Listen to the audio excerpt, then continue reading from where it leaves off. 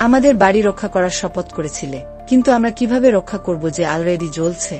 আকাশ থেকে পড়া ছায়াগুলো এবং কখনো নিভে না যাওয়া আগুনের সঙ্গে কিভাবে লড়ব? তারা তাদের হাতে আগুন নিয়ে এসেছিল এবং তাদের যাওয়ার পথে ছাই রেখে গেল। বছরগুলো আগে আমি সবকিছু ছেড়ে চলে যেতে সিদ্ধান্ত নিয়েছিলাম, এই পৃথিবীকে রক্ষা করার জন্য, এর অংশ হয়ে উঠতে। কিন্তু প্যান্ডোরাতে শান্তি স্বজন নরম, আর এখন সেটা জ্বলছে।